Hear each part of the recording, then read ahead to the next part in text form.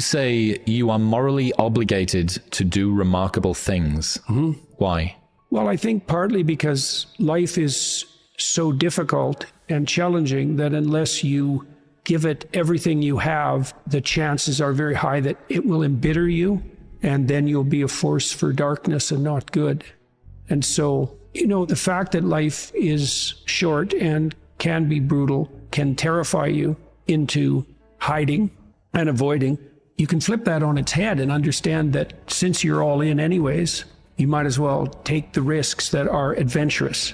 There isn't anything more adventurous than the truth. So why is that a moral obligation? Well, if you hide and you don't let what's inside of you out, and you don't bring into the world what you could bring, and you become cynical and bitter, you will start doing very dark things. Not only will you not add to the world what you could add, but you'll start being jealous of people who are competent and doing well and work to destroy them. So that's the pathway to hell. Really. We need to separate out the distinction between fantasy and delusion. You do have a fantasy about the future, so you have to provisionally map the future. That's what a plan is. That doesn't make it a delusion. Like, it becomes a delusion when the map bears no relationship to the underlying territory. So if you have a strategy for the future, maybe let's say that your strategy for the future is that you have 5 million YouTube subscribers in 3 years. Well, you have no evidence of the strict sort that that's how it's going to be, because anything could happen between now and 3 years from now, let's say. But there's no reason to call that a delusion. It's one hypothetically possible path of potential, and then you can make the sacrifices necessary to bring that about. So even though it's a fantasy because it maps something that isn't there, it's not a delusion. It's a delusion when you're ignoring elements of your own experience that would inform your fantasy more effectively. You're ignoring them so that you can live in a positive representation of the future without having to pay the appropriate price for it. The ultimate ideal is also the ultimate judge, because the ultimate ideal is something against which you fall far short. And that might be so painful that you can barely stand it. But then what you do is two things, I suppose, is you lower the ideal and you raise your estimation of your potential. And what do I mean by lower the ideal? Well, if you're comparing yourself to someone or even to a future self, and the gap is so painful that it paralyzes you, then you've created a dragon that you don't have the tools to master. And so what you have to do is you have to scale the dragon down to size. And you want to scale the dragon down to size until it's a size that you are willing to move toward, however small that is. Now, if you're here and your ideal is here and that gap is unbearable, then you reduce the gap and you reduce the gap. And you're going to have to do that anyways, because you're not going to move from where you are to perfect in one fell swoop, right? There's going to be incremental steps. So you have to fill in that hierarchy of progression with a high enough resolution representation so that you can start to move forward. There's another gospel comment that's very interesting. It's called the Matthew principle. And the Matthew principle is, to those who have everything, more will be given, and from those who have nothing, everything will be taken. Now, it's brutal because it implies that reality works like this. When you're moving up, you go like this, right? And that's pretty nice. That's a lot better than this. But when you're going down, you go like that, right? It's like downhill, cliff. Okay, so you want to avoid the downhill path. Well, if the uphill path is like this, which is like exponential, let's say, or geometric, then what that means is that it doesn't matter how big the first steps you take uphill are, even if they're trivial, even if they're shameful in their size, because you're so useless. If you're disciplined in that, you'll speed up extraordinarily rapidly. And so that's the good news, you might say, is that you can take very small steps, even ones that might be shameful in their size, and you have to admit that to yourself. But once you get the ball rolling, it doesn't roll in a linear fashion, it rolls in a geometric fashion. And this is a really good thing to know, because it can take the sting out of the realization of your own stupidity. It's like, yeah, everybody has their weak sides, let's say, things they're embarrassed about. When I first started going to the gym, I was like 23, and I think I weighed 135 pounds, and I was 6'1", very, very thin, 27-inch waist, something like that. And I smoked like mad, and I drank too much. Like, I wasn't in good shape. The first attempts forward I took in the gym, I went to this swimsuit class. Jesus, it was me and this like really fat guy, young guy, probably not in any worse shape than me, and like 7 old women over 70, and they could outswim me. Like, it was pretty damn humiliating. And so I did a semester of that and got myself in somewhat better shape. And then I started to go to the gym to work out, to lift weights. And that was also rough because, you know, I'd be underneath the bloody bench press trying to lift 75 pounds off the rests. And, you know, some muscle-headed bastard would come over and tell me how to do it. And it's like, yeah, thank you. But you know, it's embarrassing, and lots of times people won't do things like go to the gym because they're so embarrassed about how they look or what sort of shape they're in. And it's a pain to start at the bottom, but you start at the bottom where you're weak. And if you want to rectify what's weak, you have to accept the fact that you're at the bottom and that the first steps are going to be painful. You know, it took me about 3 years, but I stopped smoking, and then I stopped drinking, and I gained 40 pounds of muscle in like 3.5 years, something like that. I basically had to stop doing that because I had to eat like 6 times a day. It was crazy. But I got a lot more physically confident and a lot more coordinated. But the point of all this is, if you're going to rectify your weaknesses, you have to admit your insufficiency to your own shame. Now, if the gap between you and your ideal is so great that it paralyzes you, you shrink that. Things will beckon to you and call to you, and you'll have intuitions about which pathway to take. And you will, in all likelihood, follow those, because what else do you have? You have these orienting instincts. This is another reason why you don't lie. Because if you lie and you practice lying, you pathologize your instincts. And then your intuitions lead you wrong. And so there's a sin that's laid out in the Gospels. It's the sin against the Holy Ghost. And it's unforgivable. And people have been debating for like 2,000 years about what this particular sin is. But it's something like the pathologization of the instincts that orient you. Like, if you sacrifice your relationship to the truth, you warp your vision. And then you can't see. And then one day it'll be dark and there'll be sharp things in the fog in front of you, and you'll wander right into them because you've pathologized your own vision. Yeah. You don't want to lie because you program yourself falsely, and then you automatically see what isn't there. And then, of course, the world will slap you in the face continually, and you'll think, oh my God, the world's such a pathological place. When the truth of the matter is that, no, you just keep running into things that you refuse to see. And then you think, well, the world's made of nothing but obstacles. It's like, well, you put the obstacles in your own path, and you did that by developing these complex, self-serving delusions, a story that you tell other people about who you are that isn't true. You're trying to lay out a map that bears no relationship to reality, and you keep wondering why you wander off the path and into a pit. It's like, well, how could it be otherwise? People have commented to me many times about my bravery, and I don't like that. It's not right. I'm afraid of different things than the typical person. Maybe that's a good way of thinking about it. I'm way more afraid of the consequences of saying something that's false or wandering off the appropriate path than I am of whatever consequences might come for saying what I believe and doing what I believe to be the case. I'm way more afraid of that. You know, I've been reading the Gospel of St. Matthew. I'm writing a book at the moment called We Who Wrestle with God. And one of the things Christ says to people continually is to not damage their vision, is to not put, that's the best way of putting it, don't occlude your eye. You can see what's in front of you if you're willing to see it. And if you're willing to see it, many of the terrible obstacles in life, you can just walk around.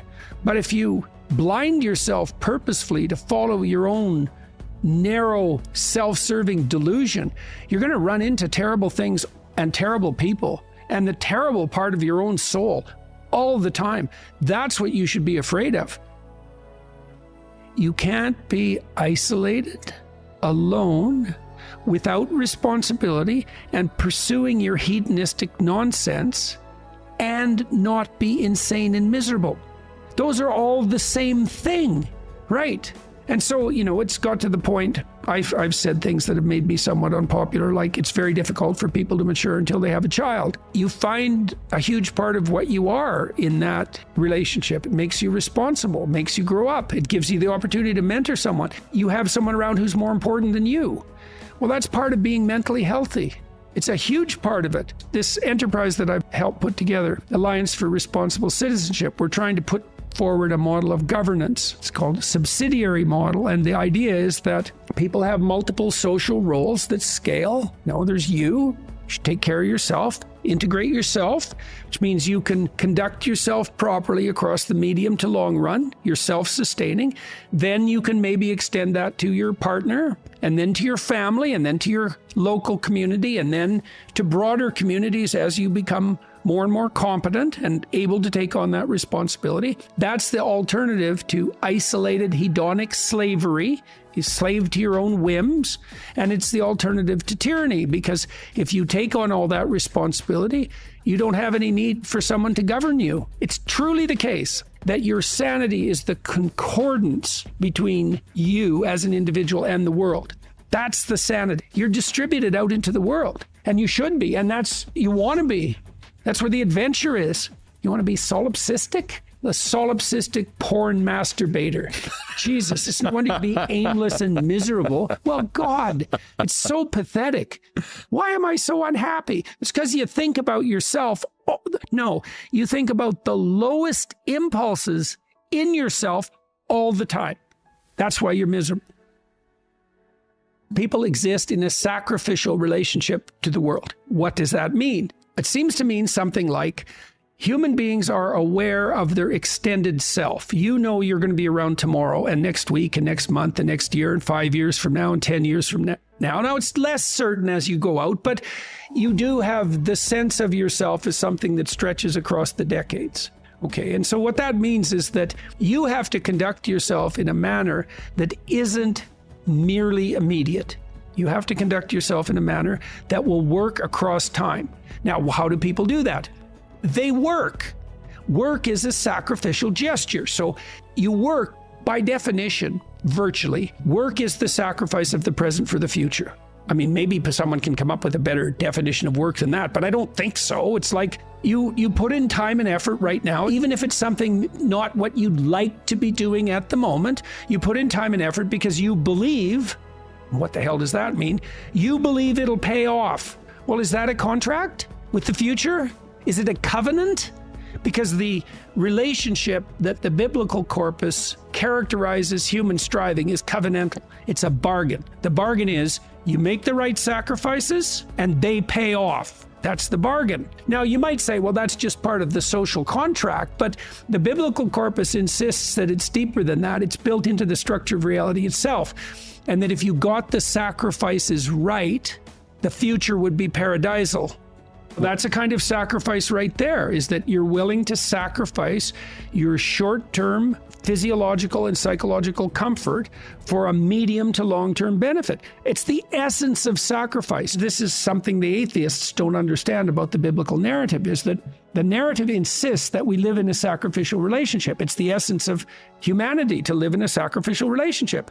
It's like, well, is that true or not? Well, as you mature, your relationships are more sacrificial. It's less about what you, in your narrow sense, want right now, and it's more about what's good over the medium to long run, including other people. Well, that's a sacrificial relationship. Now, the covenant, and this is a matter of faith. It's the matter of the deepest faith. Are you willing to act out the proposition that the way to make the world reveal itself to you in its most positive guise is for you to adopt the most appropriate sacrificial relationship? Well, it's a big risk, isn't it? Because you have to give up everything. That's the deal. You give up everything that's low.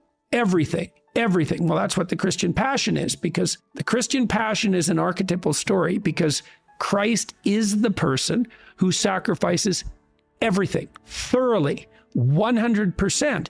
There's no indecision because you age. Like, you pay for your indecision. It's a decision. It's a decision to avoid, fundamentally. And part of the moral that's embedded in the story of Job and in the Christian passion is that you can master what you'll face. And maybe that's true.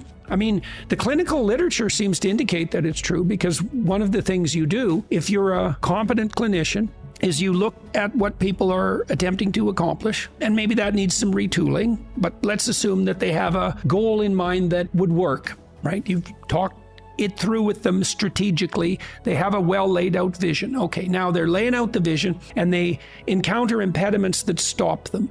And maybe they're impediments that make them afraid and paralyze them. And so then what you do is you decompose the impediment until you find a way they can advance that constitutes a genuine advance that they'll actually do. So what you do is you take the problem and you narrow it until they'll face it. Okay, then they face it. Then what happens? They get more competent. That's what happens. And then they get better at facing all problems. So they don't just learn how to deal with that specific problem. They learn a lesson that generalizes across problems. They get braver. When you use exposure therapy, people don't get less afraid, they get braver. And that's way better, because braver moves from situation to situation. Okay, so the question is, if you faced everything that was put in front of you, who would you be? Well, the biblical answer is you'd be a true son of God. That's the biblical answer. It's like, well, do you believe that? Well, it depends on what you mean by believe. Do you have a better bet than facing what's there? Well, you just have to be sensible about it for a moment. It's like, is your theory that you're going to adapt better using falsehood and avoidance? Because that's the contrary theory. You either face it, and you do that predicated on the faith that something in you will respond if you do, or you don't face it. That's it. Those are the options. If you don't face it, that's faith too. That's faith in the notion that avoidance and deception will suffice. There's technically two different forms of reward. There's consummatory reward. That's what an orgasm is. It's consummatory reward. It brings the behavioral and perceptual sequence to a halt. It ends it, right? At the climax, it ends it. But then it's over. That journey is over, right? Then there's the dopaminergic reward, and dopaminergic reward is evidence of advancement towards a goal, right? Okay, so there's a corollary to that. Well, how do you become optimally engaged? Because dopamine facilitates engagement and focus, which is why drugs like amphetamines can be used for kids who are attention deficit disordered. You tap up the dopamine response, they lock on, right? Okay, so they're locking on to a goal-directed pursuit. The problem with amphetamines is that they can lock you on so hard you can't get out of the frame. So like kids on amphetamines will obsess, for example, about cleaning up their closet. They can't switch to the next activity. Okay, dopaminergic reward is reward that's accrued in relationship to a goal. Okay, so what's an implication of that? Well, pursue the highest possible goal. Well, why? Because the kick from advancement is higher. Now, you have to balance that. It can't be, you have to advance, right? Because imagine the reward's got two components. Number one is you're moving towards something valuable. Okay, so you want it to be as valuable as possible. Okay, but you have to be moving. You need something extremely valuable that you can move towards. Okay, so part of the reason that you establish a relationship with God, let's say, is because that's what sets the upper bound to your vision. It's like, I want things to be the best they could be. That's a vision of paradise. Well, that has to be fractionated into, your proximal decisions, but lurking behind that should be this continual movement towards, what would you say, a heaven that recedes as you approach it. That's the proper vision of heaven. A heaven is a place that's perfect and getting better, both at the same time. That's what music shows you, because a great piece of music is perfect, but it's just getting better as it unfolds. And you need that. This is part of the problem with a static utopian vision, something Dostoevsky criticized. If you gave people nothing but consummatory reward, he famously says, so that they can do nothing but sit in tubs of hot water, eat cake, and busy themselves with the continuation of the species, human beings would break that all to hell in a moment just so they have something interesting to do. If you run yourself through a disciplinary process, so you accomplish something, maybe you don't attain the goal you were aiming at, but you accrue a new way of looking at the world and a set of skills. Well, if you just keep doing that, you have multiple ways of looking at the world and more skill. Well, that's your storehouse of treasure. As you walk through life in your normal mode, things will call to you. And if you pursue them, they will take you deep. It doesn't really matter what it is that calls. What matters is that you pursue it and you pursue it to the depths. And as you pursue it to the depths, you will become transformed. And if you do that without reservation, that will turn you into the person who frees the slaves and opposes the tyrants. And that is how it works. That's the call. And that can happen in any direction, virtually any direction. You just have to pursue it with sufficient faith.